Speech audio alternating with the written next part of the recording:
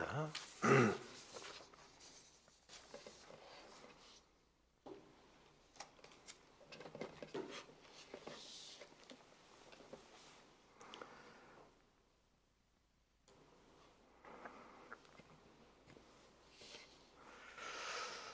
여러분은 누군가에 대한 평가를 함에 있어서 내가 기존에 알고 있던 그 사람에 대해서 어떤 하나의 사건이 계기가 되거나 누군가가 전해준 이야기를 듣고서 이 사람이 내가 지금까지 알아온 그 사람이 맞나, 그런 마음을 품어오신 적이 있습니까?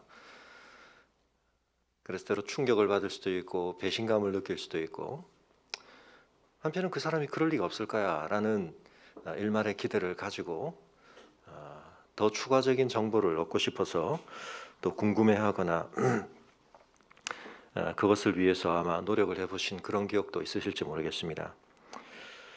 요즘 연예인들과 관련해서 곳곳에서 누군가가 폭로를 하고 학교를 다니던 시절에 폭력을 가한 사람이다, 가해자다, 또 연예인이지만 굉장히 성실하고 또 모범적으로 알려졌던 어떤 사람이 방역 지침을 어기고 그렇게 건전하지 못한 곳에 있었다, 뭐 그런 소식들 때문에 아마 그 연예인을 더 좋아했던 사람들은 훨씬 더 충격을 받기도 하고, 또 한편은 설마 그렇진 않을 거야 그런 생각들을 가지고 관련 또 다른 추가 보도가 없나, 또 다른 소식이 없나 열심히 이러저러한 매체들을 찾아보실지도 모르겠습니다. 예수님에 대해서 오늘 우리가 묵상하게 될 이 본문 속에 있는 어떤 내용이 일종의 그와 같은 역할을 한 본문입니다. 그래서 오늘 본문을 좀 길게 우리가 잡았습니다만, 오늘은 좀 전체적인 흐름을 우리가 살펴보고 다음 주 이후의 본문과 또 연결해서 묵상을 계속해 나갈 텐데요. 버트란트 러셀이라고 하는 너무나 잘 알려진 지성인이 나는 왜 기독교인이 아닌가 라고 하는 제목의 책을 썼었다는 것을 아시는 분들이 많이 계실 것입니다. 그가 특별히 그 책 가운데 오늘 본문에 있는 한 사건을 언급하면서 자신은 그래서 지혜의 면에서나 미덕 면에서 예수 그리스도가 역사상 알려진 다른 어떤 사람들만큼 높은 위치에 있다고 자기는 인정하기가 어렵다, 그렇게 생각할 수가 없다, 동의가 안 된다, 그런 주장을 했습니다. 그 내용이 무엇인가? 오늘 본문에 있는 무화과와 관련된 이야기입니다. 이것은 대단히 이상한 이야기다. 무화과 철이 아니기 때문이다. 그리고 실제로 나무를 비난할 수는 없다.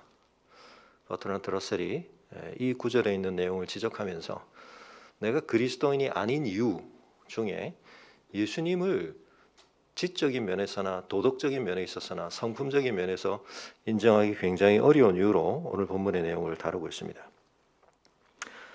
오늘 본문에 있는 예수님의 모습을 단편적으로만 보면 신문에서 우리가 어떤 연예인들 굉장히 평판이 좋고 또 우리에게 친근하고 여러 가지 면에 있어서 괜찮은 연예인이라고 알고 있었는데, 갑자기 어떤 한 보도, 폭로를 통해서 우리가 그 뒷면에 이런 모습이 있었단 말이야 생각을 하는 것과는 비교도 할 수 없을 만큼 요즘 친구들의 말을 비자면 약간 예수님이 캐릭터상 흑화되시는 것 같은 그런 느낌을 받는 말씀이 있습니다. 어떤 내용 때문에 그렇습니까? 두 가지 때문에 그렇습니다. 예수님이 성전에 들어가셔서 난동을 부리십니다.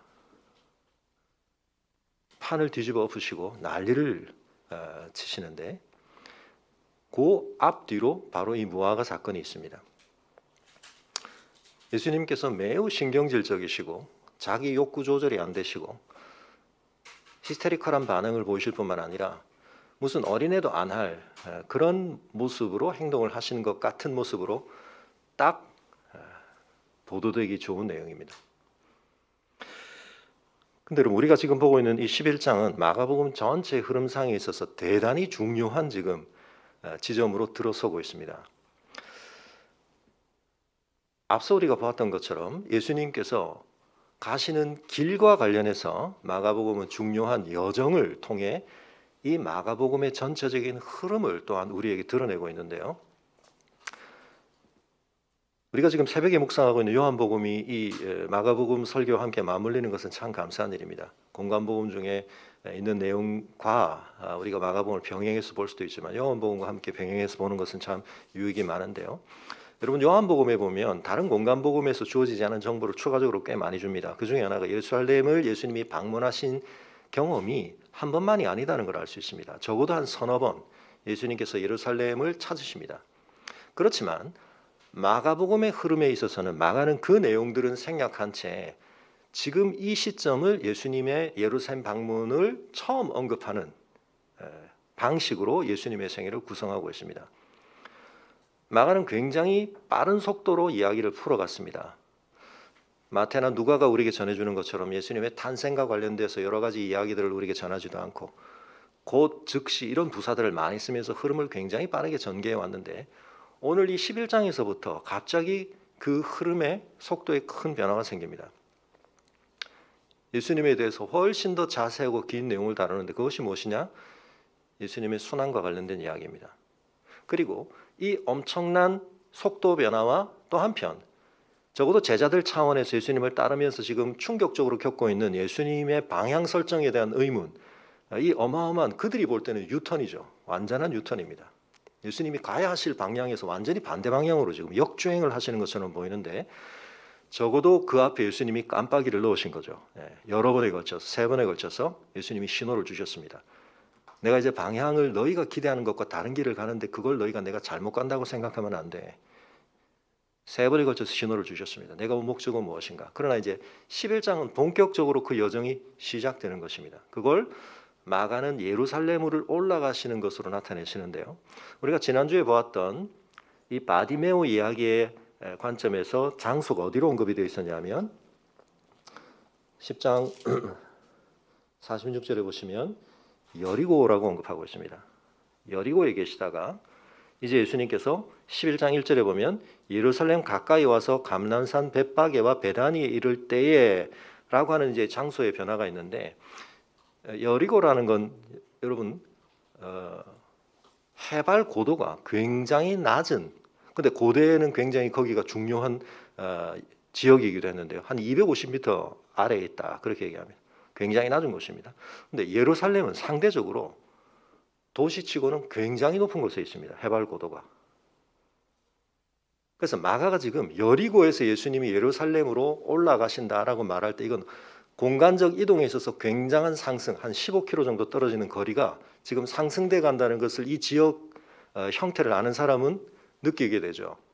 근데 그 공간적 이동의 위치 상승과 마가복음의 흐름의 어떤 절정을 향한 방향성이 사실은 같이 가고 있는 것입니다. 그 중요한 얘기 속에 마가가 아주 전형적으로 쓰는 샌드위치 구조까지를 넣어서 이야기를 전해줄 때 예수님에게서 우리가 좀 몰랐으면 될 만한 이야기를 안 할 수는 없어서 그냥 슬쩍 하고 넘어가는 얘기가 아니죠. 지금 이건 굉장히 중요한 지점에서 굉장히 중요하게 드러내고 있는 이야기입니다.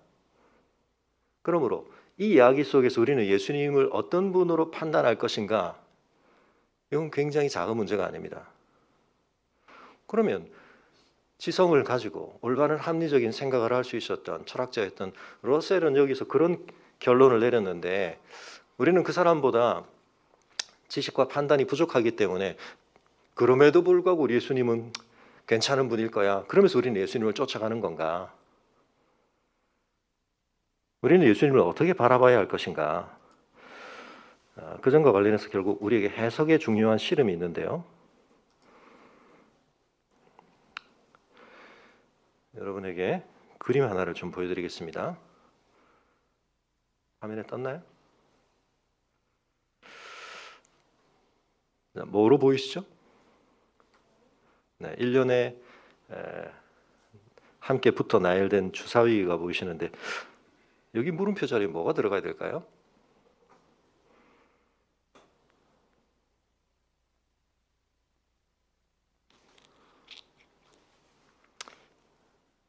사실은 아무 말 없으니까 뭐가 단서인지 뭘 판단의 기준으로 삼아야 하는지 친절한 문제는 아닙니다. 그러나 오히려 그렇기 때문에 우리는 여러 가지를 가정해 봐야 되는 거죠. 여기 도대체 무슨 법칙이 있을까? 무슨 룰이 있을까? 그걸 생각하면서 마지막 칸을 채우는 것에 대해서 요 정보가 굉장히 중요하게 기여하는구나 라고 결론을 내리실 수 있을 텐데 결국은 6개 중에 하나 아니겠습니까? 숫자가 하나든 둘이든 셋이든 넷이든 다섯, 여섯이든. 자, 우리 투표를 한번 해볼까요? 하나가 들어가야 된다. 2개, 3개, 4개, 5개, 6개. 아무거나. 네. 현장에 계신 분들 가운데 꽤 몇 분이 손을 드셨습니다. 네. 근데 시간 관계상 또 설교이기 때문에 제가 어떤 판단의 근거를 가지고 몇 개 손을 드셨는가 여쭤볼 수는 없습니다만 이 문제의 답은 이렇습니다.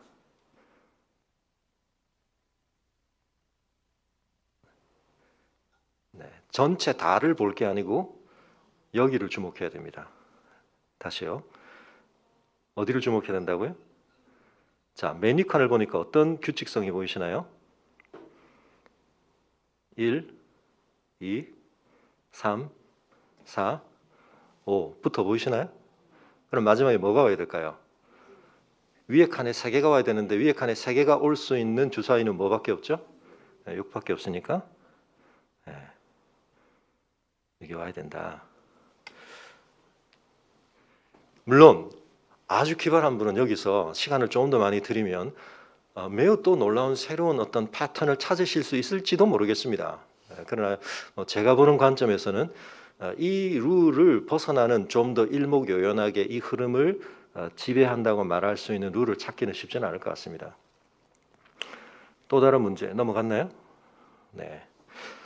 자, 같은 주사위 문제인데 제가 지난주에 우리 푸른반에게도 냈고 지난주에 우리 청년들에도 냈기 때문에 한번 이미 생각해 본 친구들이 있겠지만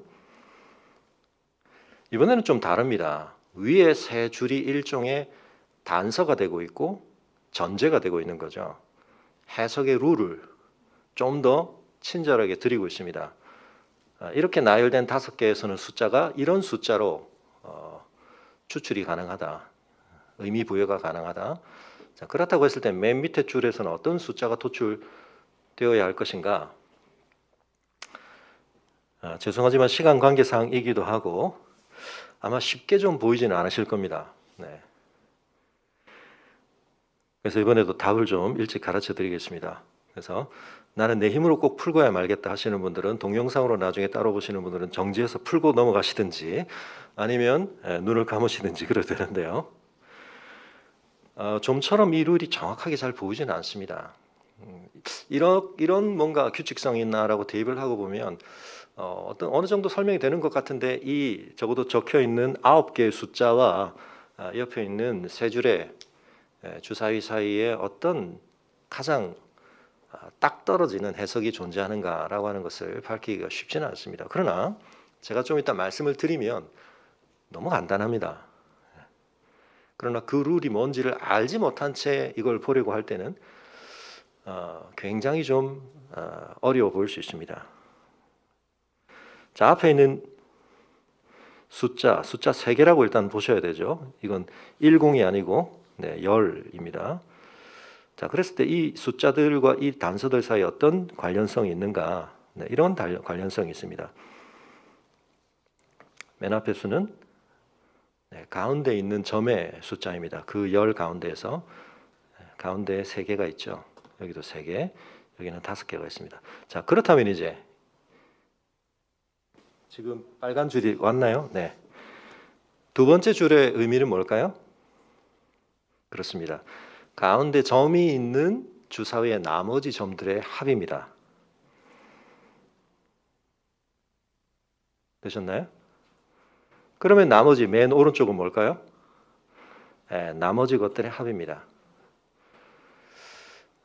이 룰 말고도 비슷하게 뭔가 해석 가능할 것 같은 가설들을 좀 생각해 볼 수는 있는데 이렇게 딱 떨어지는 것은 이 룰밖에 없기 때문에 혹시나 이렇게 생각해도 충분히 완벽하게 이 룰을 적용할 수 있다 생각하시는 분들은 저에게 나중에 개인적으로 문자를 보내주시면 감사하겠습니다. 자, 그럼 밑에 답이 나오죠. 답은 뭡니까? 네, 아까는 보이지 않던 답이 우리에게 이제 보입니다. 왜냐하면 해석의 룰을 우리가 찾아냈기 때문입니다. 그래서 2, 4, 12. 자, 이걸 이제 얼마나 잘 이해하셨는지를 확인해 보는 방법 중에 하나는 새로운 응용 문제를 내는 거죠. 자, 여기는 어떤 룰이 있을까요? 패턴이 똑같기 때문에 아까하고는 다릅니다. 아까는 전혀 다르게 우리가 주사위에서 정보를 찾아내야 되는데 지금은 조금 전에 문제와 같습니다. 뭐만 바뀌었죠? 그렇죠. 이 수들의 배열만 바뀌었죠. 아까 제일 앞에 있던 수가 어디로 갔습니까? 뒤로 갔고. 이해가 되시나요? 그래서 답은 뭐죠? 답이 뭐가 나와야 됩니까? 이렇게 답이 나오셨나요? 화면에 답이 나왔습니까? 네. 자, 이제 앞을 다시 한번 봐주시고요. 화면을 잠시 후에 연결해 주시면 됩니다. 꺼주시고 화면을, 제 화면은. 근데 여러분 이게 그냥 뭐 게임인 것 같지만 사실은 이런 해석의 씨름을 해서 굉장히 중요한 의미를 우리가 찾아내기도 합니다. 화면 잠깐만 연결해 주시고.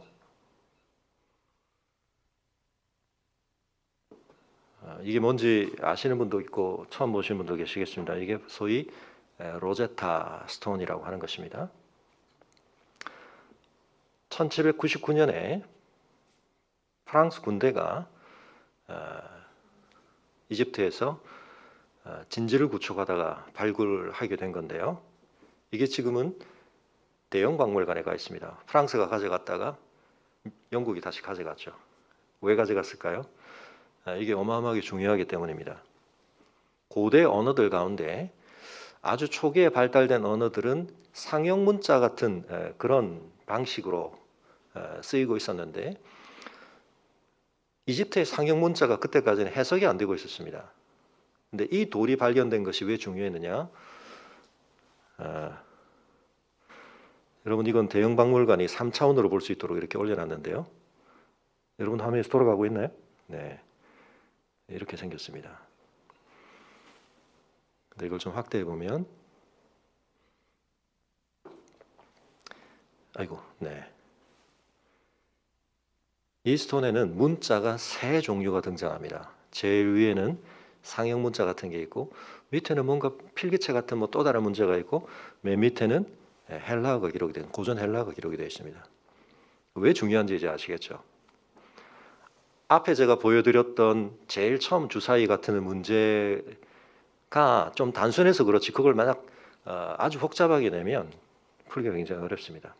두 번째 문제는 뭐가 있었죠? 단서가 있었죠. 이 해석의 룰을 우리가 좀 더 확인할 수 있는 단서가 있었습니다.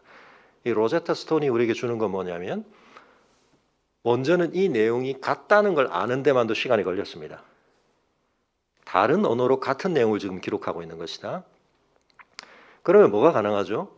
이 언어들 사이에 어떤 관계성을 찾을 수 있을까?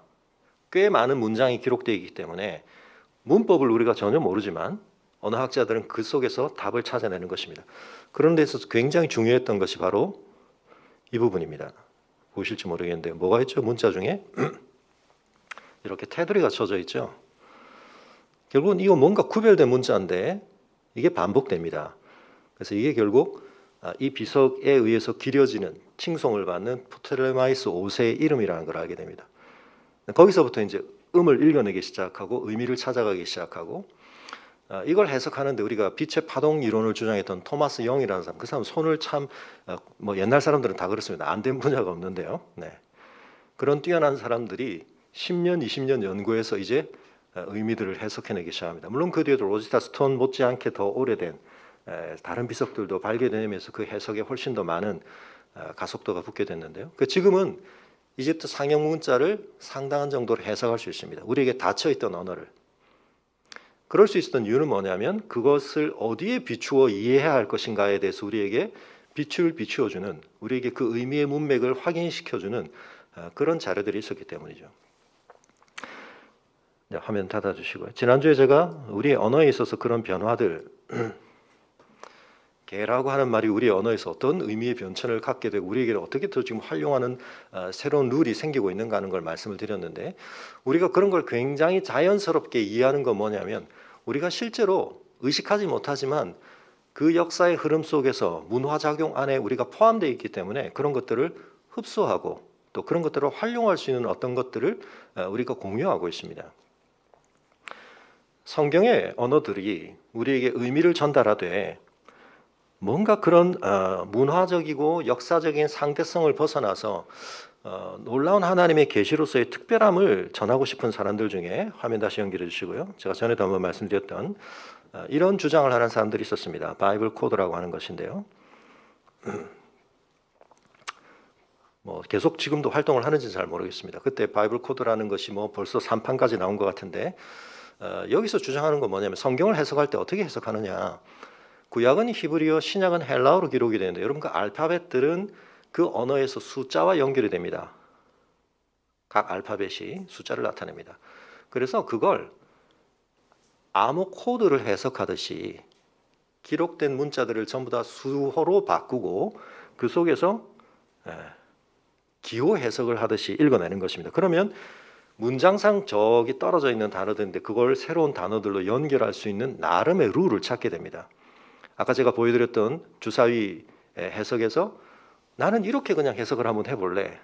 근데 그렇게 했더니 나름의 의미가 있는 단어들이 보인다. 그러면 나는 그걸 주장하고 싶어. 그럴 수 있겠죠. 그러면서 세계 3차 대전이 언제 일어난다는지 뭐 이런 것들을 이제 막 단어들을 찾아내는 것입니다. 그리고 그것들을 연결해서 이런 단어들이 나온다. 오바마도 있네요. 노스 코리아도 있고 뭐 이런 것들. 그래서 이러면 어떻게 됩니까? 이제 이걸 가지고 문장화 시키면 어떻게 되죠? 예언이 나오는 거죠. 역사에 대해서 어떤 예언을 할 수도 있고요. 근데 하나님께서 우리에게 성경을 주실 때 이런 그 안에 감추어 있는 코드를 읽어내서 그걸 해석하도록 주신 건가? 그렇지 않습니다. 가장 자연스러운 언어가 의미를 생성하는 방식으로 그걸 주셨습니다. 근데 사람들이 왜 저런 생각을 하게 되는가? 뭔가 하나님의 말씀이 갖는 보편성이라든지 그것의 어떤 무호성을 더 강조하는 방식들을 생각해 볼 때 우리의 자연 언어가 가지고 있는 한계보다는 저런 방식으로 뭔가 기호 논리적으로 암호 코드적으로 담기면 훨씬 그 의미가 고정되고 잘 전달될 거라고 생각을 하는 것인데요.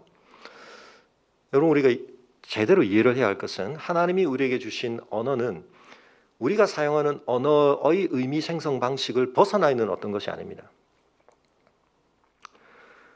하나님은 이 성경을 주심과 함께 우리에게 이미 주신 지성과 우리가 그 언어를 사용할 수 있는 여러 방식들을 통해서 그 의미들을 깨달을 수 있는 그 능력을 함께 주신 것입니다. 그래서 우리 모두가 가진 언어 능력이라는 것은 굉장히 중요한 것인데요. 여러분 그중에서도 우리 한국 민족은 참 놀랍습니다. 우리 민족에 대해서 우리가 너무 이제 이렇게 뻥튀기 된 자부심을 갖는 건 그렇지만 여러분 고대인들이 언어를 처음에는 그림처럼 그리기 시작했는데 그 상형 문자들은 다 이제는 죽었습니다. 저렇게 로제타 스톤을 발견하지 않으면 의미를 이해할 수 없을 만큼. 근데 전 세계에서 여전히 상용되는 상형 문자가 하나 있습니다. 뭐죠? 한문입니다. 한문. 근데 여러분 중국은 이미 20세기 중반에 저걸 간자체로 바꾸면서 한문이 너무 어렵기 때문에 한문을 다 쉽게 바꿔버렸습니다. 중국의 문맹률이 얼마나 높은지 모릅니다. 일본도 한자를 쓰긴 했지만 일본 방식으로 많이 간소화했죠. 근데 저걸 번체 그대로 지금도 한자 급수 시험 치면서 저걸 그대로 외우는 나라는 이제 중국이 아니고 우리나라입니다. 우리나라 사람들이 중국 가면 중국 사람들 모르는 원래의 글자체를 훨씬 더 많이 알고 있습니다. 근데 거긴 뜻이 담기는데 우리나라가 쓰는 지금 우리의 언어는 뭐죠? 표기 문자는 뭐죠? 전 세계에 거의 유일무이한 우리의 소리를 정확하게 담아내는 고안된 언어. 여러분 그 훈민정음 발음 보면 좀 아쉬운 건 언어는 발달하면서 이게 역사 속에서 변화할 수밖에 없습니다. 사회성과 역사성을 가지고. 근데 우리가 안 쓰는 언어, 어떤 면에서는 모양도 더 세련화된 면도 있지만 외국어 공부하다 보면 말이죠. 우리 의문책에서는 더 이상 의미를 나누는 데 쓰이지 않는 소리들이 되어서 사라진 그 언어들이 표기하는 방식들이 우리한테 어려운 발음들, F 발음, V 발음, 중국에는 슬칠스 뭐 일어나는 권설음들 거의 다 비슷하게 다 표기했습니다. 그래서 후민정음에 뭐라고 되어 있습니까? 닭소리, 바람소리 이런 거 다 낼 수 있다. 지금 가지고 있는 우리 표기법만 가지고도 굉장하긴 한데요. 그래서 우리 한국 민족이 가장 오래된 뜻문자하고 또 가장 놀랍게 소리를 전달하는 기호를 같이 쓰기 때문에 여러분 우리가 가지고 있는 언어 능력이 어마어마합니다 사실. 지금 세계에서 한국 한류 때문에 한국말 배우려고 난리가 나고 있는데요. 그런데 우리는 그 한국말을 한자를 안 쓰고도 이제 한자의 뜻을 추론도 하면서 소리도 정확하게 쓰고 있기 때문에 굉장히 발전이 무궁무진하고, 그리고 제가 최근에 보니까 한 2, 3년 안에 이 중국의 그 소리 배우는 것과 중국 한자 발음이 우리나라 지금 남아있는 우리 발음과 많이 다 바뀌긴 했지만 거기 굉장히 여전히 유효한 룰이 있습니다. 그러니까 아까 저기서 우리가 주사위 찾아내듯이 몇 가지 룰만 적용하면 발음이 뭐 니은하고 이응만 남고 받침이 다 생략됐지만 어떻게 바뀌는가 이런 것들을 가지고 중국말이 다른 세계 사람들한테 굉장히 배우기 어려운데 한국 사람은 굉장히 쉬울 수 있다. 희망을 가지시기 바랍니다. 지금 중국말 배우는 게 또 굉장히 중요해졌는데 여러분 우리가 언어적으로 굉장히 풍성한 민족입니다. 그래서 근데 하나님께서는 언어를 우리에게 그 언어가 우리에게 작동되어지는 방식 안에서 우리에게 계시를 주신 거기 때문에 놀랍게도 여러분 우리 한국 사람들이 하나님의 말씀을 공부하거나 하나님의 말씀을 이해하는 데 있어서 사실은 일반 은총적으로 굉장히 유리한 점이 많다. 그래서 영어의 이름보다 우리 한글 성경의 이름이 실제 히브리어 발음이 훨씬 더 정확하게 맞습니다. 야고보 뭐 이런 것들도 그렇고요. 조금 몇 가지 얘기이긴 하지만 여러분 우리에게 이 언어라고 하는 것은 굉장히 중요한 인간의 특징이기도 하고 인간의 문화를 발전시키고 문명을 발전시키고 기술을 쌓는 데 있어서 지식을 전수할 수 있고 이것을 놀랍게 활용 가능하게 만든 것으로서 이건 대단히 중요한 것인데, 근데 여러분 성경에서 하나님이 그런 인간을 한편 제어하시기 위해 쓰신 방법이 뭐죠? 언어를 혼잡게 하는 것입니다. 그런데 바벨탑을 쌓던 그 언어를 혼잡게 하셨던 하나님이 오순절 성령 강림 때 무슨 일이 일어납니까? 언어가 그 언어의 다름으로 인해 생기는 장벽들. 여러분 우리가 사사기에서도 보셨죠? 지역마다 발음도 다 달라지고 우리나라 옛날에 그래서 발음이 다 같은 한자도 달랐습니다. 중국은 말할 수 없이 달랐고요. 그러니까 소리를 통일하는 게 굉장히 어려운데 십볼렛이냐 십볼렛이냐 가지고 에브라임 사람들 찾아내잖아요. 우리나라 사람들 일본에서도 과거에 고난 당할 때 발음 죽었다 깨나도 그 사람 나라 사람들처럼 발음할 수는 없기 때문에 발음 해보라 시켜가지고 사람들 나눈 거, 이 성경에 있는 얘기 지금도 있는 얘기인데요.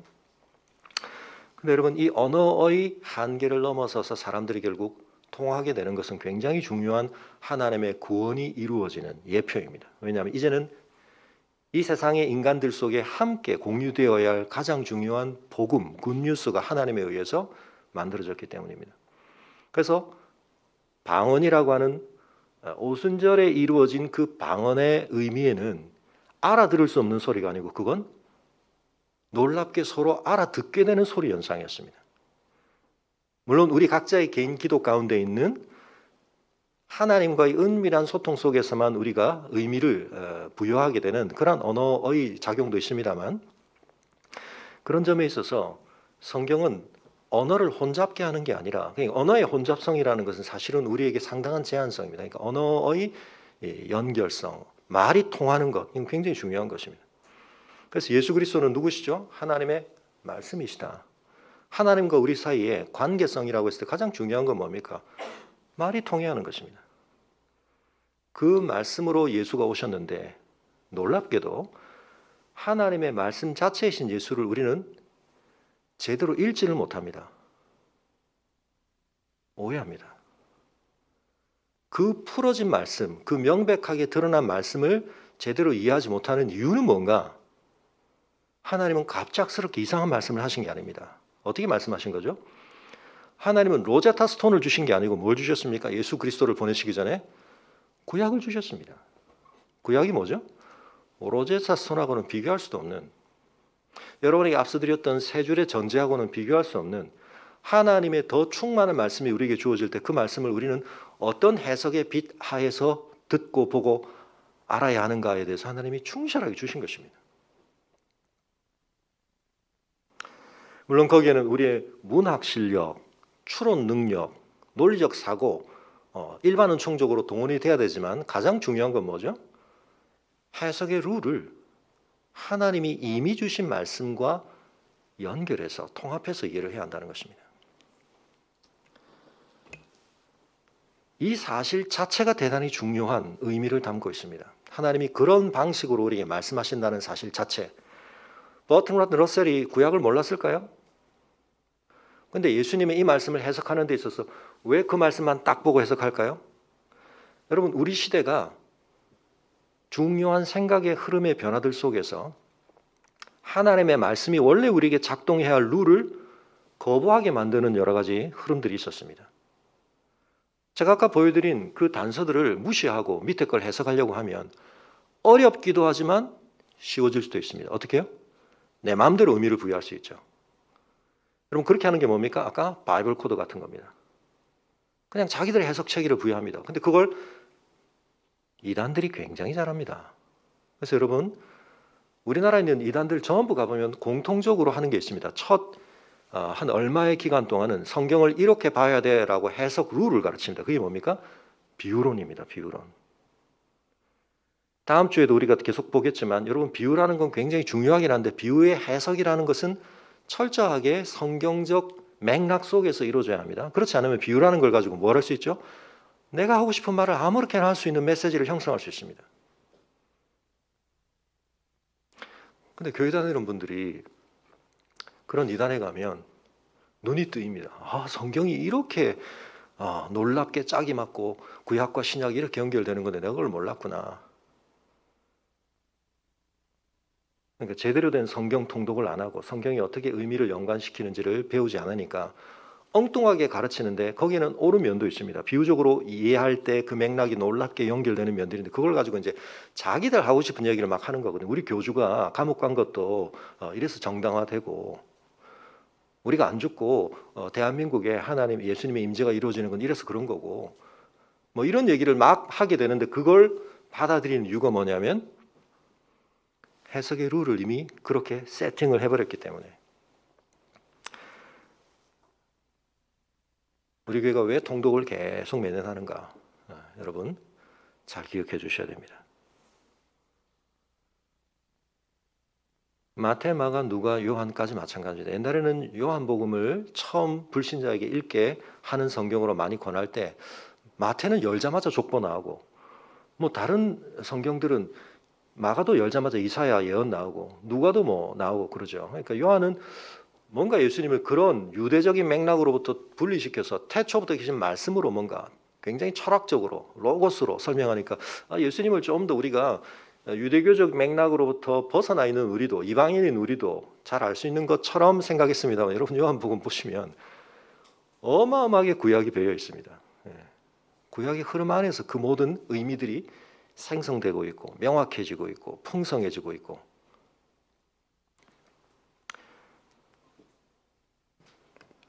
중요한 신학의 변화가 있습니다. 신학이 그렇게 변화되게 되는 세상 사상의 중요한 변화가 있는데요. 그래서 여러분 한때 우리나라에서 이 귀납적 성경 공부가 굉장히 강조된 적이 있습니다. 80년대, 90년대 성경을 좀 더 열심히 보자. 그때 어떤 반작용이 있었냐면 그 이전에 너무 많은 교리에 근거한 성경 해석이 너무 강하게 우리의 해석적 관점을 지배하고 있었다. 근데 바꾸어 얘기하면 여러분 우리 청년들 지금 청교도 조나단 에드워드 책 읽고 있습니다만은 종교 개혁자들의 설교문이나 글들이나 책 읽어보면 수 없는 성경 인용들이 계속 등장합니다. 한 주제를 얘기하면서. 왜 그렇게 하느냐? 그 주제에 대해서 내가 하고 싶은 얘기를 하는 게 아니라 하나님의 성경이 전체적으로 그 주제를 다루되 이런 면들에서 우리에게 조명을 주고 있다는 걸 다 모아서 어떤 주제를 밝히려고 하는 생각을 굉장히 중요하게 가지고 있습니다. 이게 종교개혁의 전통입니다. 뭐죠? 성경은 성경으로 해석한다. 성경이 성경 안에서 상호 조명을 한다. 근데 우리가 논리적으로 생각하면 이게 순환 논리입니다. 근데 여러분 궁극적인 지점에 가면 거기에는 순환 논리가 있을 수밖에 없습니다. 구별해야 될 건 좋은 순환이냐, 선순환이냐, 퇴행적 순환이냐. 그 순환을 반복할수록 우리의 인식 지평이 좁아지고 우리의 알미 왜곡되느냐, 아니면 그 순환은 오히려 나선형적으로 또는 확장적으로 우리의 알을 더 확증해주고 증폭시키는가. 모든 궁극적 주장은 여러분 괴델의 불안정성 정리가 보여주듯이 수학 체계, 우리가 가장 완벽하게 모순 없이 구축하는 체계도 자기 체계 안에서의 완결성을 스스로 증명할 수가 없습니다. 그러니까 밖에 뭔가를 둬야 됩니다.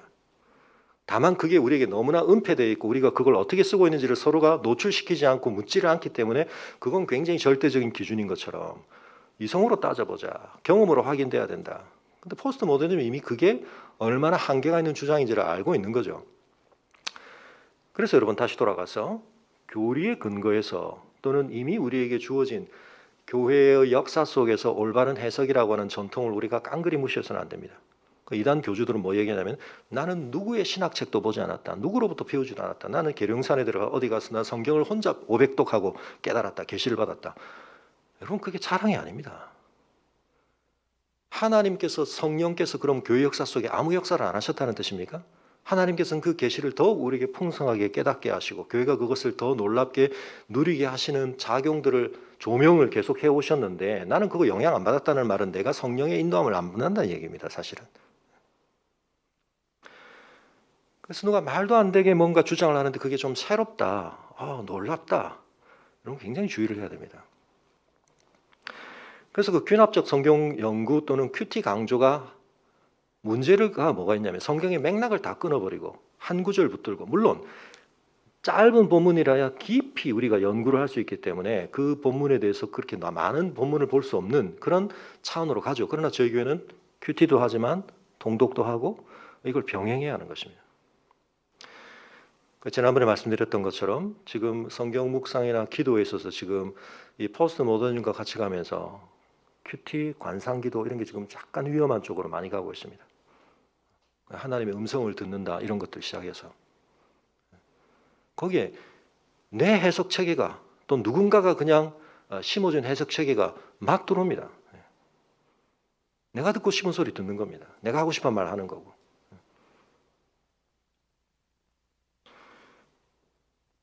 여러분, 서양 학문은 전부 애널리틱, 분석적이죠. 그러니까 다 쪼갭니다. 그러니까 이미 전체 빅픽처를 다루거나 거대 담론이라는 것은 정확성이 떨어질 수밖에 없다는 게 드러났기 때문에 역사 기술도 그렇고 이제는 여러분 한 전문가가 같은 과에 있어도 옆 전공에 대해서 뭐라고 한마디 하기 어렵습니다. 지난번에 말씀드렸던 것처럼 작년에 노벨 물리학상 받은 펜로즈가 양자역학 얘기해가지고 의식에 얘기했을 때 얼마나 두드러 맞았는지 모릅니다. 당신이 그 분야에서는 전문가일지 모르지만 여기에 대해서는 함부로 말하지 마라. 이게 팽배한 기본적인 생각입니다. 구약학, 신약학 완전히 쪼개져 있습니다. 신약학에서 복음서 하느냐, 서신서 하느냐. 서신서 하면서도 베드로, 바울, 요한 서신서 다 다릅니다. 물론 그렇게 하면서 우리가 더 알아내는 바가 있습니다. 근데 지금 굉장히 심각하게 우리가 잃어버리는 게 뭐죠? 성경이 어떻게 총체적으로 하나인가? 근데 그걸 인정하지 못하는 사상적 배경은 뭐죠? 기록자들이 다른데, 시기가 다른데 그 내용의 연결성이 있을 수 있나? 근데 우리는 그걸 믿죠. 뭘 믿습니까? 성경의 영감을 믿습니다. 오늘 본문에 대단히 중요한 마지막 지점이기도 한데요.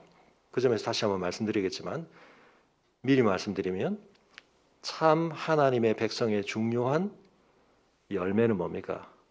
올바른 믿음입니다. 내 신념을 믿거나 다른 걸 믿는 게 아니라 하나님을 믿는 겁니다. 하나님이 이 역사의 진정한 주권자가 되셔서 이 역사 속에서 하나님은 일관된 자신의 뜻을 우리에게 전해주신다는 걸 믿는 것 대단히 중요한 것입니다. 그 믿음이 있으면 굉장히 당연하게 성경은 각기 다른 식의 서로의 편집회의를 거치지 않은 사람들이 기록한 이 내용 속에 놀라운 일관성이 있고 그것의 실현이 드러나는 방식으로 우리에게 하나님의 계시가 주어지고 있다는 것은 어마어마하게 중요한 것입니다. 근데 지금 신학계에서 이건 더 이상 굉장히 중요하게 다뤄지지 않습니다.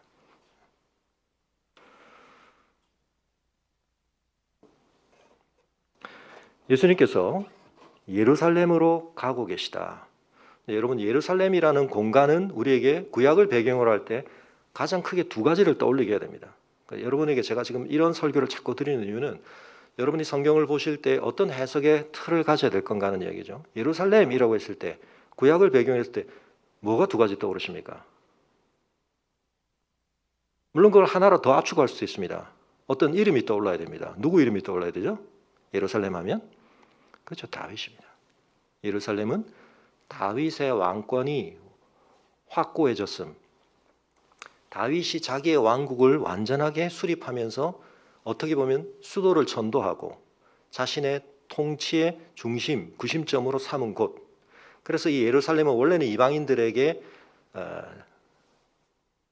속해 있던 땅이었는데 가장 마지막까지 난공불락이었는데 기억나시죠? 그래서 이 성을 차지하고 있던 백성들이 어떤 자부심을 가지고 있었습니까? 우리 중에 눈먼 자, 다리 저는 자라도 야 그런 사람들만 나서도 너희가 오는 거 우리가 다 물리칠 수 있어. 그리고 그 바람에 다윗이 어떤 노래를 부르죠? 그걸 정복하고 나서 그 노래 불렀던 사람들 때문에 이 성에는 그런 사람들에 대해서 다른 방식으로 처리한다.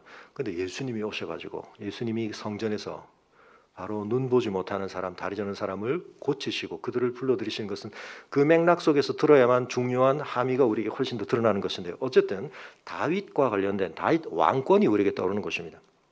또 하나는 뭡니까? 그 다윗이 하나님 앞에 품은 아름다운 헌신의 마음, 그것과 관련한 하나님과 더불어 맺은 언약, 뭐죠?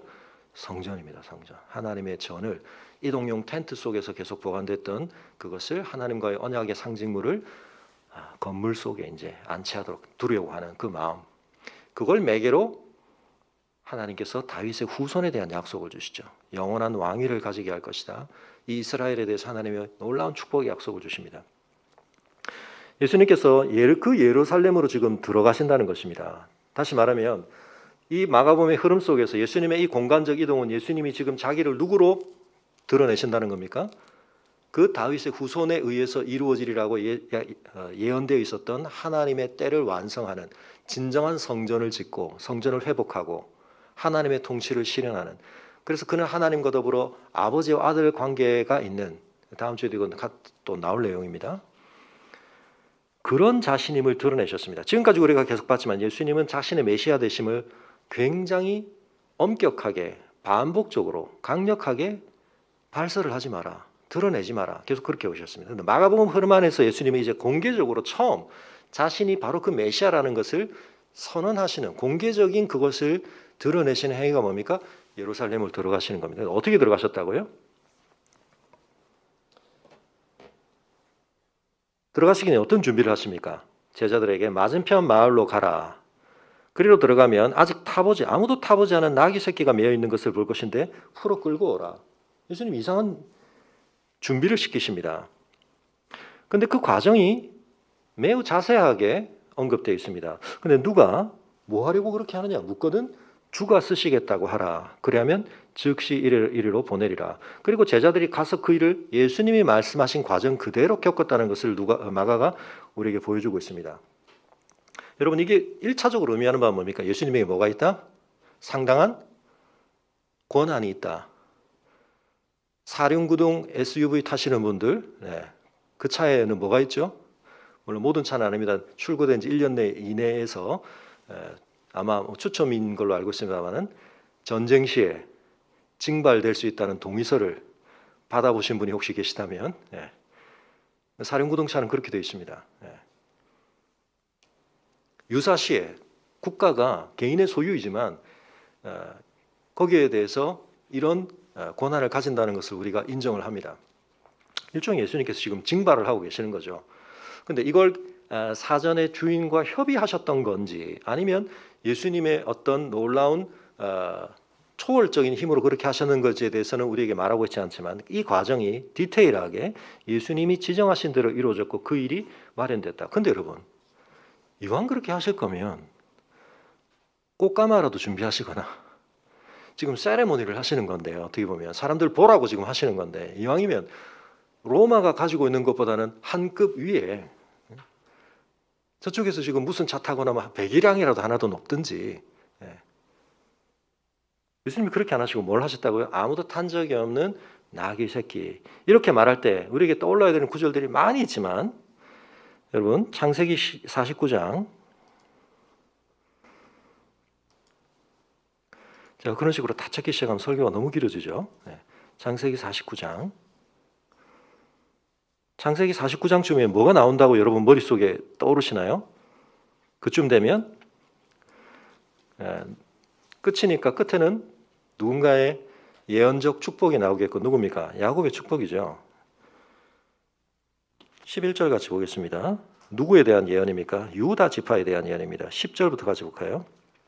시작. 규가 유다를 떠나지 아니하며 통치자의 지팡이가 그 발 사이에서 떠나지 아니하기를 실로가 오기까지 이르리니 그에게 모든 백성이 복종하리로다. 그의 나귀를 포도나무에 매며 그의 암나귀 새끼를 아름다운 포도나무에 맬 것이며 또 그 옷을 포도주에 빨며 그의 복장을 포도즙에 빨리로다. 스가랴서 9장으로 가겠습니다. 구약의 처음이고 구약의 마지막으로 가겠습니다. 말라기를 제외하고는 제일 마지막이죠. 그리고 예언적인 특별히 요한계시록을 비롯하여서 예언서에서 많이 언급되어지는 내용 중에 마지막 성경이 스가랴서인데 스가랴서 9장 9절 같이 읽습니다. 시작. 시온에 따라 크게 기뻐할지어다. 예루살렘에 따라 즐거이 부를지어다. 보라, 내 왕이 내게 임하시나니 그는 공의로우시며 구원을 베푸시며 겸손하셔서 나귀를 타시나니 나귀의 작은 것 곧 나귀 새끼니라. 자, 여러분 구약의 제일 처음과 구약의 제일 마지막만 봐도 하나님은 하나님의 때에 당신의 왕의 통치를 드러내시되 이런 어떤 가시적 표징을 의미를 우리에게 깨닫게 하는 어떤 그림을 보여주셨습니다. 뭘 타느냐 이 사람이 이걸 탄다는 게 의미하는 건 뭐죠? 일단 그가 하나님이 인정하신 왕이다. 그런데 이 사람은 세상에 군림하는 왕과는 다르다. 어떤 점에서요? 나귀 새끼를 탔다는 면에 있어서 그것은 어떻게 해석돼야 한다고요? 동원 가능한, 징발 가능한 것에 이런 제한성이 있다는 점에서 그의 한계를 보여주는 게 아니라 뭐로 해석돼야 됩니까? 그의 겸손함으로. 세상에 이루어지고 있는 우리에게 굉장히 그럴듯해 보이고 강력한 군림하는 자들의 이미지가 하나님의 진정한 통치의 실현 방식이 아니다. 그걸 고발하고 폭로하면서 오히려 우리에게 그가 진정한 하나님의 통치자라는 걸 보여주는 방식으로 하나님은 유다 지파에서 올 통치자에 대해서 야곱의 입을 통해 그리고 구약의 마지막에 스가랴를 통해 우리에게 예언하고 있는 것입니다. 물론 여기서 아무도 타지 않았다는 것은 민수기를 본다든지 신명기를 본다든지 또는 사무엘상을 본다든지 하면 언약궤를 끌 때도 그런 짐승을 썼고 제물을 바칠 때도 그런 짐승을 쓴 것은 그 용도에 있어서 구별됨을 의미하는 거죠. 다른 데 다 썼던 걸 쓰는 게 아니라 거기에 대해서 사람들이 어떤 반응을 보입니까? 사람들이 자기 겉옷을 펼치는데 여러분 이 사람들에게 겉옷이라는 것은 그냥 한번 벗으면 더 좋은 안에 있는 옷이 드러나는 그런 옷이 아니고 이 겉옷은 그들에게 굉장히 중요한 겁니다. 그래서 이 사람들이 겉옷을 깔았다는 건 이건 누구에게만 하는 행위냐면 왕급 존재한테 하는 겁니다. 겉옷을 깔고 아무도 타지 않은 낙이니까 안장도 없겠죠. 제자들이 그런 것들을 실용적으로 하기 위한 것도 있지만 이 사람들의 표현 그래서 여러분 엘리사와 엘리야 이야기에서 겉옷을 가지고 뭐 휘두르고 하는 얘기는 뭐냐면 이건 굉장한 존중, 존경, 의존 이런 걸 뜻하는 것입니다. 사람들이 나뭇가지를 막 깔기도 하고 이 일종의 뭐죠? 레드 카펫을 까는 거죠. 우리에게 레드 카펫 하면 뭐가 떠오릅니까? 어떤 카펫의 색깔을 지칭하는 게 아니죠. 어떤 화려한 뭔가 시상식이라든지 그 사람이 뭔가 남다른 대우를 받는다는 것을 의미하는 것으로 우리에게 연상이 되는 것처럼 요한복음 12장에서 그 나무의 내용을 특별히 뭐라고까지 규정하고 있습니까? 종려나무였다. 그래서 우리가 이 일어난 시기를 교회력적으로 지킬 때 뭐라고 지키죠? 종려주일 그렇게 부르는 겁니다. 근데 그 종려나무라고 하는 건 또다시 이 예수님 당시에 누군가를 떠오르게 하는 것이었습니다. 누구죠? BC 한 160, 한 4, 5년경, 160년 얼마인데요. 유다 마카비라고 하는 시리아의 안티오쿠스 에피파네스의 성전 모독 사건에서 유대인들이 발끈합니다. 폭발합니다. 그래가지고 독립전쟁을 일으키는데 그래서 하스몬 왕조라고 하는 왕조가 한 100년 기간, 예수님 오시기 한 200년 조금 못 되는 기간에 시작이 돼서 한 100년 기간 동안 놀랍게 이스라엘이 그 지역에서 독립을 이룹니다. 엄청난 저항을 해가지고. 근데 그럴 수 있는 동력이 뭐였느냐? 성전을 모독한 것에 대해서 견딜 수 없다. 그래서 지금 로마도 이스라엘을 상당히 압력을 주면서도 유화책을 가지고 통치를 하는데 로마는 그걸 아주 균형 있게 합니다. 그런데 그래서 로마가 절대로 이 사람들한테 건드리면 안 된다라고 생각하는 것 중에 하나가 뭐냐면 성전을 안 건드립니다. 그래서 성전에는 상당한 자치력이 남아 있었습니다. 관할에 있어서 대제사장들이라든지 이런 사람들이 성전에 대한 상당한 관할권을 가지고 있었고, 성전 안에서 벌어지는 치안 사태에 대해서는 이 사람들이 요청을 하거나 동의를 하지 않는데 함부로 들어가면 엄청난 밀란으로 이게 폭발할 수 있다는 걸 알기 때문에 그런 긴장감이 흐르는 것이 성전입니다. 그런데 바로 그러한 의미에 있어서 유대인들의 기억 속에 가장 가까운 범위 안에서 이 성전을 회복했던 사람이 누구냐면 하스몬 왕조의 그 유다 마카비입니다. 그 유다 마카비의 전쟁, 유다 마카비의 승리와 관련된 중요한 기호가 뭐냐면 종려나무입니다. 그래서 요한복음에서는 이것을 수전절이라고 부릅니다. 예수님의 수전절에서 예수님이 하신 행위 관련이 되는데요. 다시 말하면 지금 많은 메타포가 이 장면 안에 다 오버랩되고 있습니다. 여러분 여기 심지어는 솔로몬도 오버랩되어 있습니다. 왕상, 열왕기상 1장 한번 잠깐 보겠습니다. 열왕기상에서 솔로몬이 왕으로 등극할 때 그때는 다윗이 살아 있었죠. 열왕기상 1장 32절부터 보면 다윗이 솔로몬 왕위 계승식을 진행을 합니다. 그때 33절 같이 읽어볼까요? 시작. 왕이 그들에게 이르되 너희는 너희 주의 신하들을 데리고 내 아들 솔로몬을 어디에 태우고요? 내 노새에 태우고 기온으로 인도하여 내려가라. 솔로몬이 뭘 타는 걸 다윗이 지정합니다. 그러니까 뭔가를 탄다는 것은 왕권과 관련해서 대단히 중요한 의미를 가지죠. 지금도 대통령이 무슨 차를 타는가, 뭐 방탄이 잘 되는 이런 것도 중요하지만 어떤 브랜드 차를 타느냐 이런 거 굉장히 국가적으로 중요한 의미를 가지는데요. 여러분 이런 내용들과 관련해서 예수님이 지금 예루살렘을 입성하시되 예수님이 별도로 지금 탈 걸 스스로 주문하셔가지고 지정하셔가지고 타신다. 이게 뭐죠? 어마어마한 의도성을 지금 드러내시는 겁니다. 내가 누구다? 다윗의 참된 계승자, 하나님께서 통치를 진정으로 인정하시는 그리스도라고 하는 걸 예수님이 이제 드러내놓고 밝히시는데 거기에 대해서 사람들의 호응과 맞반응이 엄청나게 환호함이 일어나고 있는 것입니다. 호산나, 호산나라는 말은 시편 118편에 있는 중요한 표현이죠. 25절, 26절에 나오는 하나님의 구원에 대해서 요청을 하는, 이분에게 엄청난 권세가 있고 이분을 통해서 우리가 엄청난 기대를 가지고 있다는 것을 뜻하는 것입니다. 뭐라고 부르고 있습니까? 주의 이름으로 오시는 이여 찬송하리로다. 위험한 발언들이 막 쏟아져 나오고 있습니다. 오는 우리 조상 다윗의 나라여 가장 높은 곳에서 호산나. 이분의 권위에 대해서, 이분의 정체에 대해서 다윗을 연관시키고 있다. 이건 굉장히 위험한 발언입니다. 이분이 약속된 메시아라는 사실, 왕권을 가진 분이라는 것을 지금 이야기하고 있는 것입니다. 그런데 예수님께서 그렇게 예루살렘을 입성하셨는데 그날은 일종의 순찰 정도만 하시고 돌아가 버리십니다. 그러고 나서는 그 다음 내용이 뭐냐면 예수님이 무화과 나무와 관련해서 있었던 일을 언급하고 15절 이하에서 다시 무슨 내용이 나오죠? 그 예루살렘 안에서도 가장 중요한 성전에 관한 내용이 나옵니다. 그러고 나서는 다시 그 무화과 나무 이야기로 갑니다. 이게 마가의 전형적인 샌드위치 기법이죠. 다시 말하면 지금 이 무화과 사건과 관련해서 많은 사람들이 오해하는 건 뭐냐? 예수님이 자기가 배가 고팠다고 때도 아닌데 거기 가서 뭘 얻으려고 하다가 그게 없으니까 신경질을 부리고 난동을 부리듯이 예수님께서 나무한테다가 화풀이를 하시고 나무가 말라 죽고 뭐 이런 인성이 다 있나 뭐 이런 거죠.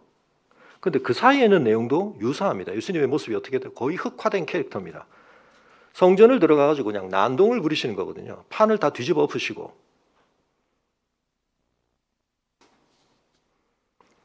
예수님 무슨 일을 하고 계시는 겁니까? 여러분 그런 점에 있어서 사실은 지난번에 제가 잠깐 말씀드렸던 것처럼 이 무화과를 우리가 잘 모르죠. 우리는 무화과를 재배하거나 무화과가 어떤 철의 변화를 겪는지를 그렇게 잘 민감하게 알지를 못합니다. 그래서 여러 사람들이 여러 주장들을 합니다만 그중에 꽤 신빙성 있는 이야기 중에 하나는 이 무화과가 완전히 무르익는 때는 지금 이때는 아닙니다. 6월절에 가까운 때니까 이때는 아닙니다. 그렇지만 이 무화과는 이미 잎이 막 돋아나는 때에 움이 돋아서 어떤 봉우리 형태로 이 작은 것들이 이미 생성되기 시작하는데 어떤 경우는 그걸 먹기도 한다는 겁니다. 우리도 다 자란 열매만 먹지는 않잖아요. 어떤 사람들은 어떤 다른 단계에 있는 것들을 취해서 먹는 것을 즐기는 분들도 계십니다. 뭐 맛이 있느냐 없느냐는 예외로 하고. 그래서 오늘 본문에 보면 예수님께서 이미 그 나무에는 잎사귀가 많았다는 것은 그런 봉우리가 존재할 가능성이 있는 때기는 합니다. 근데 예수님이 이미 잎사귀가 많으니까 혹 뭐가 있나? 사실은 예수님이 완전하게 자란 무화과를 기대하셨다라고 전제할 필요는 없습니다. 팍인가 하는 그렇게 발음이 된다고 하는 그런 봉우리가 있다고 하는데요. 그리고 가장 중요한 건 마가가 지금 이걸 기록하면서 굳이 일부러 뭘 밝혀주고 있습니까? 13절에 무화과의 때가 아니다라고 하는 걸 밝힌 이유는 뭐냐면 예수님이 괴팍하다는 얘기를 하려고 하는 게 아니라 이 행위 자체가 뭐다? 그 자체 안에서만 끝이고 마는 행위가 아니라 이 행위 자체가 하나의 퍼포먼스, 메시지를 가진 행위라는 겁니다. 무슨 그런 난데없는 예수님 옹호 발언이 있습니까? 이렇게 생각하실 게 아니고 그게 구약에 너무나 뻔한 이야기면 누가 그렇겠습니까? 거의 모든 선지자가 하나님의 말씀을 전하는 중요한 방편 중에 하나가 뭡니까? 행위를 합니다. 행위를. 그릇을 막 가서 어디 가서 냅다 던져서 깨트리고 끈을 어디 가다가 막 묻어두고 멍에를 메고 막 돌아다니고 이상한 여인과 결혼해서 그냥 결혼 생활을 힘겹게 유지하고 이게 다 뭡니까? 하나님께서 선지자들에게 그 시대 사람들에게 하나님의 메시지가 그의 존재 전체를 통해서 드러나도록 하시는 방식입니다. 선지자들의 메시지 전하는 방식입니다. 근데 그 중에서 오늘 본문에서 강조가 되고 있는 것은 저주의 기적이라고 부르기도 하고 심판의 기적이라고 부르기도 하는데요. 출애굽기에서 이미 그런 하나님의 권능이 그 땅 사람들에게 어마어마한 저주로 나타나기도 하고 이게 가장 많이 나타났던 시기의 사람들이 누굽니까? 그래서 한편 이 흑화된 캐릭터 오해를 굉장히 많이 받는 사람들 우리가 단편적인 면만 보기 때문에 엘리야와 엘리사 때입니다. 엘리야와 엘리사 때 보면 약간 대물이라고 놀렸다고 막 이러는 것처럼 보입니다. 그러나 그건 우리가 맥락을 다 읽지 못해서 그렇지만 여러분 그 속에서 지금 예수님이 이 행위를 하실 때 이게 지금 그 나무 들으라고 그 나무한테 신경질 부리시는 얘기가 아니라는 걸 누가가 우리에게 말하는 방식이 뭡니까? 이 이야기 속에 또 다른 예수님이 흑화되시는 것 같은 이야기를 집어넣어 놓고 연결을 시켜주고 있는 거죠. 이 무화과는 누굽니까?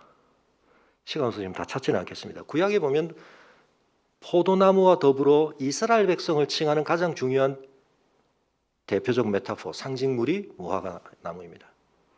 그래서 이 무화과와 관련하여서 하나님이 어떤 조치들을 하시는가, 그리고 이 무화과의 열매에 대해서 하나님이 무엇을 기대하시는가, 포도나무와 연결돼서 이사야 5장에 있거나 시편 80편에 있는 포도나무와 함께 이 무화과는 굉장히 중요한 메타포를 형성합니다.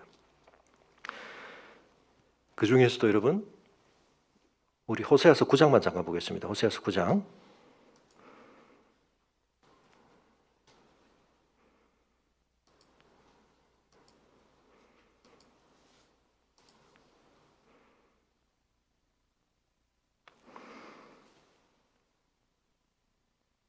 호세아서 9장 10절 같이 읽겠습니다. 시작. 옛적에 내가 이스라엘을 만나기를 광야에서 포도를 만난 같이 하였으며 너희 조상들을 보기를 뭐라고요? 무화과에서 처음 맺힌 첫 열매를 봄같이 하였거늘. 이 무화과는 그래서 아주 무르익은 단계 이전에도 작은 모습으로 다른 사람들은 그건 주목하지 않지만 그 무화과를 아끼는 사람은 그걸 보면서 얘가 잘 자라고 있구나, 얘가 앞으로 굉장히 좋은 결실을 맺겠구나. 농부는 그런 애정어린 시선으로 누구보다 그 나무를 잘 가꾸기 위해 어마어마한 걸 쏟아부은 관점에서 그걸 알아채고 그걸 파악하고 있고 거기에 기대를 걸고 있는 거죠. 하나님의 그런 모습을 반영하고 있습니다. 그게 이스라엘에게 놀라운 은혜를 베푸신 하나님의 마음이라는 것입니다. 그런데 그들이 어떻게 했다고요? 그들이 바알볼에 가서 부끄러운 우상에게 몸을 들이므로 저희가 사랑하는 우상같이 가정하여졌다. 그래서 16절로 내려갑니다. 하나님이 어떻게 하십니까? 에브라임이 매를 맞습니다. 그래서 그 뿌리가 말라 열매를 맺지 못하나니. 오늘 무화과가 어떻게 된다고요? 말라버린다는 것입니다. 이 무화과는 누구라고요? 예수님 당시의 유대인들, 이스라엘. 그 중에서도 특별히 가장 예루살렘의 성전에 그 모든 것을 관할하는 누구요? 종교 지도자들. 우리가 교회 리더들을 세울 때 예수님의 관점과 기준에서 우리가 중요하게 분별을 해야 됩니다. 우리가 지난번에 보았던 제자들, 예수님 옆자리에서 누가 더 높은 자리에 갈 건가 그러고 있던 제자들 중에 하나였던 베드로가 베드로전서 쓰면서 여러분 5장이가 무슨 얘기합니까? 어떻게 교회가 리더를 세워야 되고 교회 리더는 어떤 자들이 되어야 되는가. 세상에 있는 사람들처럼 군림하는 사람이 되어서는 안 된다. 양들의 본이 되어야 한다. 온유함으로 다스려야 한다. 그런 얘기하죠. 여러분, 이 당시에 종교 지도자들이 이 성전을 관할하면서 상당한 경제적 이익을 취했을 뿐만 아니라 돈을 환전해주고 재물이 멀리서 오다 보면 손상이 될 수 있으니까 그렇지 않도록 딱 가꾼 걸 팔되 프리미엄을 붙여서 팔고 환율 매겨서 팔고 이러면서 굉장한 기득권을 얻고 있었을 뿐만 아니라 정치적으로도 상당한 힘을 부여받고 있었는데 예수님께서 아랑곳하지 않고 들어가셔서 그걸 다 엎어버리십니다. 그런데 이건 예수님이 정해진 기능 이외의 것을 혼잡하게 했다는 것에 대해서 상걸에 대해서 분노하신 정도가 아니고 이건 예수님의 그 종교 지도자들에 대한 메시지임과 동시에 다음 주 이 내용을 조금 더 보강을 하겠습니다. 여러분 구약을 찾아보면 여러분 이방인의 뜰이라고 하는 걸 이 사람들은 종교를 제사를 잘 지내기 위해서 거기서 이제 막 판을 벌려놓고 있는 건데 하나님은 이 하나님의 성전이 어떤 기능을 하기를 원하십니까? 이 땅에서 하나님의 임재를 드러내고 하나님의 복의 통로가 되고 하나님과 우리의 관계를 회복하는 제사가 드려지게 하고 언약적 상징물이 거기 있게 하되 이스라엘 범위 안에서만 그 기능이 국한되게 하지 않으시고 이사야 50장 약 7절에 보면 열려지게 하십니다. 이방인들이 그걸로 다 모여들도록. 근데 지금 이방인의 뜰에서 뭐 하고 있습니까? 그걸 다 막아놓고 이방인들은 거기서 제대로 할 수가 없죠 지금. 다음 주에 보겠습니다. 이사야 56장 7절, 예레미야 7장 11절 이런 곳에서 예수님이 말씀하시던 이 내용들이 어떻게 인용되고 있는가? 예수님이 지금 여기 가서 난동을 부리시되 예수님은 그 구약을 끌고 오셔서 선포를 하십니다. 그러면서 어떤 주제가 부각된다고요? 기도라는 것. 기도는 뭐죠? 성전이 기도와 연결되는 이유는 뭡니까? 성전은 하늘과 땅이 닿는 곳이거든요. 기도는 하늘과 땅이 닿는 역사가 있는 행위입니다. 하늘에서 통치를 이미 완성하시는 하나님의 통치가 이 땅에 임하기를 구하는 게 기도죠. 하나님의 이름과 영광과 권세가 이 땅에 임하도록. 또한 이 땅에 이미 있는 하늘의 백성들을 하나님이 보호하시고 책임져 주시고 구속해 주시기를 구하는 것이 기도인데요. 자, 그 결과 18절에 대제사장들과 서기관들은 예수님을 어떻게 대하려고 합니까? 어떻게 하면 죄를 죽일까? 살려두면 안 되겠다. 우리한테도 해가 되지만 저런 난동을 계속 부리는데 백성들이 계속 메시아라고 추정을 하면 로마가 이제 어느 시점까지는 참겠지만 개입하게 될 텐데 그럼 우리가 끝난다. 우리만 끝나는 게 아니라 이 백성이 다 망한다. 근데 여러분 요한복음 큐티하면서 보시겠지만 그 주장을 한 대표적인 사람이 제사장 가야바였습니다. 근데 그 발언에 대해서 요한이 어떤 놀라운 해석을 부여하죠? 요한복음에서 우리가 계속 새벽에 봤죠. 뭡니까? 그 사람이 한 말, 그 사람이 한 행위를 넘어서는 의미 부여를 막 하십니다. 마리아가 향유를 부은 것에 예수님이 뭐라고 말씀하시고 그가 그 의도 속에 그걸 다 담지 않았는데 예수님은 그걸 카운트해 주십니다. 인정해 주십니다. 가야바가 한 말은 자기 그냥 이해 수준에서 자기가 고려하고 있는 이해관계 안에서 그냥 한 말입니다. 그러나 그것이 놀랍게도 예수님에게 실현될 일을 예언적으로 말한 것처럼까지 취급이 됩니다. 이 모든 표현들을 통해서 결국 우리에게 전하려고 하는 게 뭐냐? 그 시대에 각자가 자기 계산과 자기의 의도 속에서 행하는 일 수준에서 예수님에게 일어나는 일은 다 해석될 수가 없다. 예수님 안에 일어나고 있는 일은 그 지평을 넘어서는 일이 일어나고 있는 거다. 물론 그 인과관계에 얽혀서 일어나고 있지만 그 지평 너머에서 심지어는 이 놀라운 구약의 하나님의 약속들이 예수님을 통해서 성취되고 있고 그들은 그런 줄 모르고 그 일에 개입하고 있고 자기 뜻이 실현되고 있다고 막 생각하고 있지만 놀랍게도 하나님의 뜻이 성취되고 가룟 유다는 자기가 하고 싶은 일을 하지만 하나님이 역사하시는 일에 그는 그저 쓰여 있을 뿐이다. 여러분 그래서 무화과 나무의 이야기가 끝난 다음에 바로 예수님이 하시는 내용이 뭐냐? 이 부정적인 어떤 의미에서는 이 성전에 대해서 예수님이 이것도 다음 주에 조금 더 자세히 말씀드리겠습니다. 성전을 아예 어떻게 보면 기능 중지를 시키신 거 그날만큼은 적어도 짧은 시간.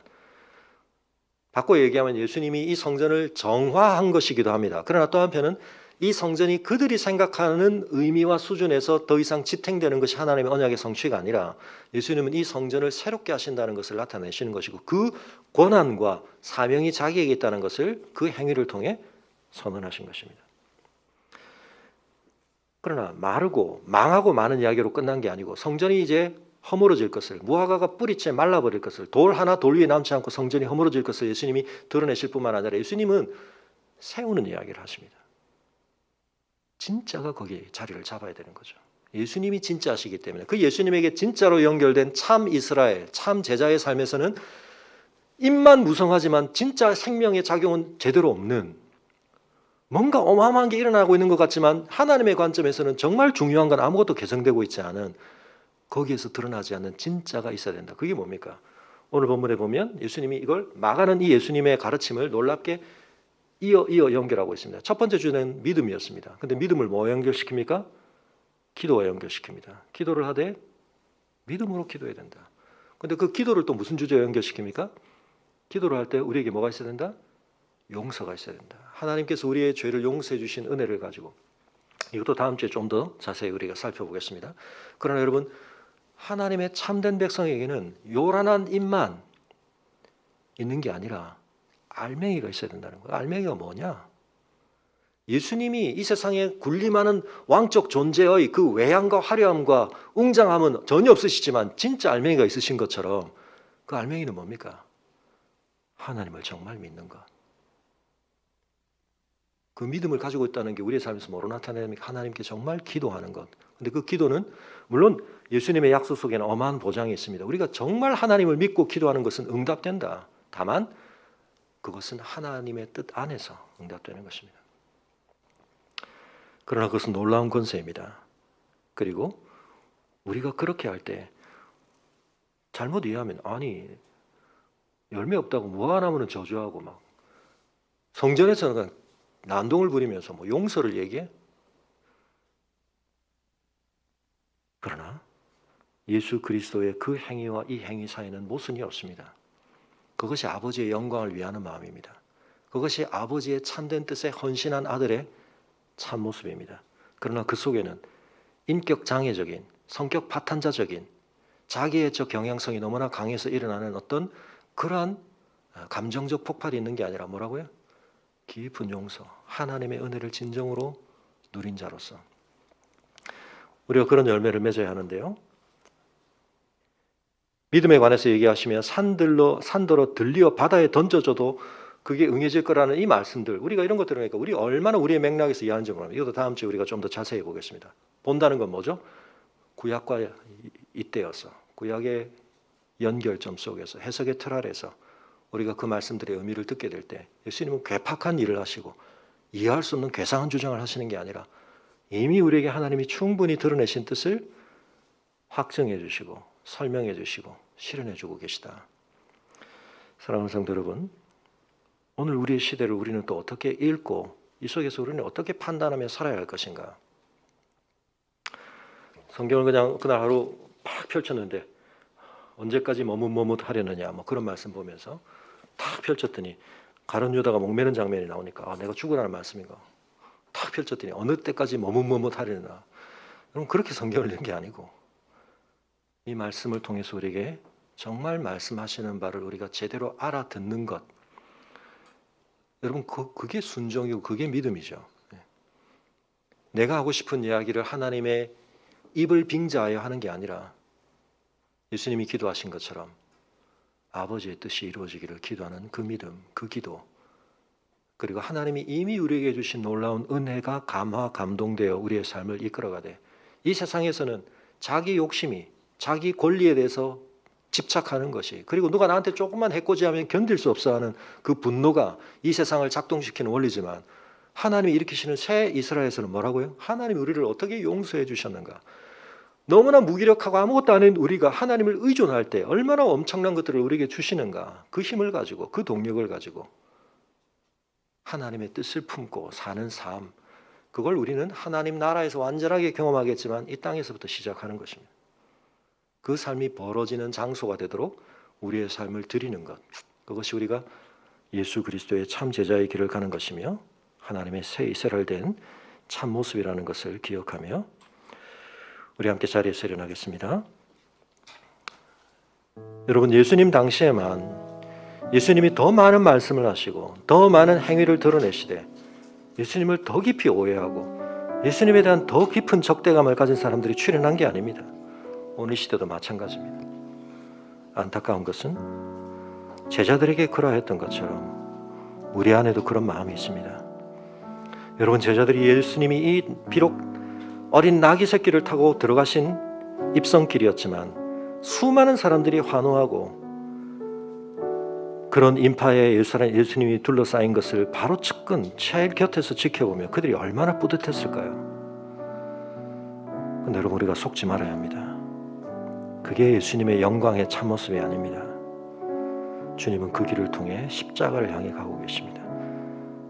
하나님을 믿고 의존하지 않으므로 너무나 곤고하고 메말라 있는 우리의 삶, 잎은 무성하지만 말라 비틀어진 우리의 영혼과 생명을 살리시기 위해서, 그 무엇에 의해서도 성전에서 수많은 짐승을 죽여 제사를 드린다고 사라지지 않는 우리의 죄를 용서하시기 위해서 하늘과 땅이 닿아 있는 삶, 아버지의 뜻에 헌신되어 있고 그 은혜를 따라 사는 기도의 삶이 우리의 삶에 주어지도록 예수님이 그 길을 가셨는데, 여러분, 거기서 우리의 차별성이 나타나야 하고 우리는 이 세상 사람들에게 그 문법대로 하나님의 나라의 메시지를 전해야 하는 것입니다. 오늘도 우리의 삶에 그런 은혜가 있기를 소망하며 주님이 우리의 삶에 오셔서 우리를 새롭게 해주시고 우리의 메마름을, 우리의 허영을, 우리의 거짓됨을, 우리의 자기중심성을 뒤집어 엎어주시고 우리를 새롭게 하여 주옵소서. 우리 함께 기도하겠습니다.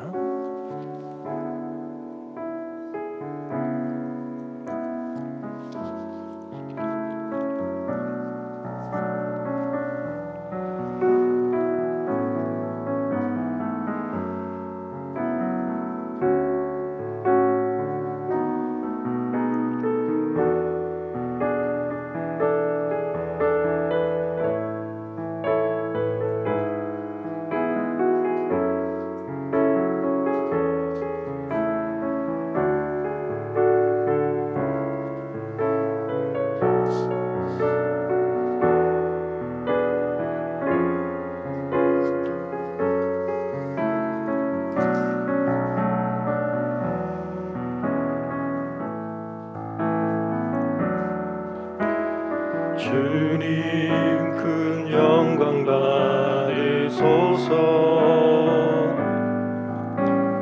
홀로 찬양 받으소서. 모든 이름 위에 뛰어난 그 이름, 온 땅과 하늘이 다 찬양해.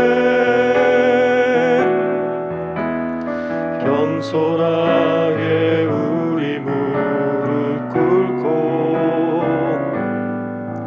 주 이름 앞에 영광 돌리세.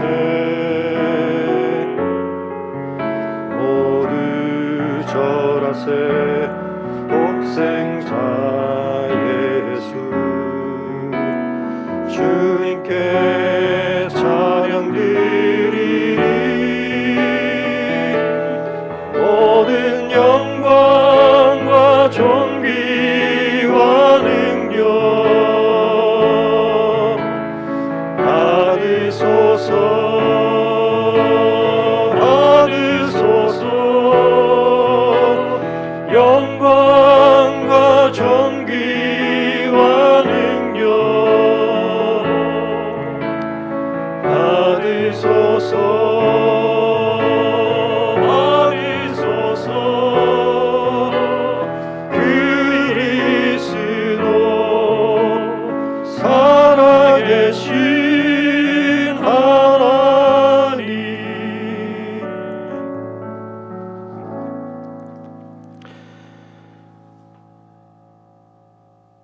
옛적의 선지자들로 여러 부분과 모형으로 우리에게 말씀하셨던 하나님께서 이 모든 날 마지막에 아들로 우리에게 말씀하여 주심을 인하여 감사를 드립니다.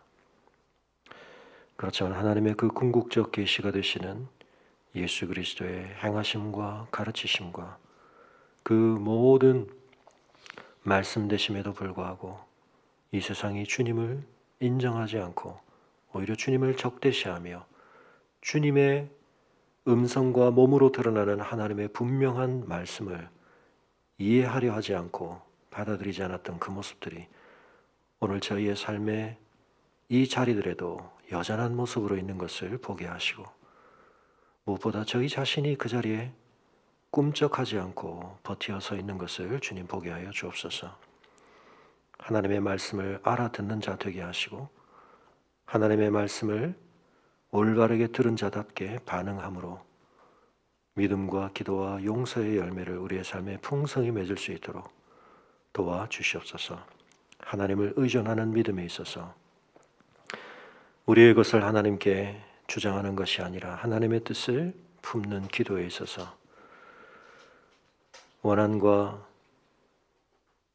분노가 우리의 삶을 몰아가는 것이 아니라 하나님의 용서하여 주심과 베풀어 주신 은혜가 우리의 삶을 붙들게 하심에 있어서 주님 저희에게 열매 있게 하여 주사 하나님께서 그리스도 안에서 우리에게 허락하신 이 놀라운 은혜가 우리의 삶에 고여있지 않고 흘러가게 하시고 하나님이 반드시 실현하실 그 통치의 도래를 우리의 삶을 통해 명백하게 예고받게 하시고 우리가 그것을 시위하는 삶의 자리에 설 수 있도록 저희들의 삶을 주께서 진정으로 복되게 하여 주시기를 원하오며, 이러저러한 고난과 또 시름거리들 앞에서 마음이 낙심되며 그러나 하나님 앞에 간절한 마음으로 더욱 기도하며 의지하는 성도들에게 하나님의 놀라우신 권능을 드러내어 주시고 우리의 간구에 귀 기울이고 계심을 나타내어 주시고 우리에게는 꿈쩍할 수 없는 것처럼 견고해 보이는 산이지만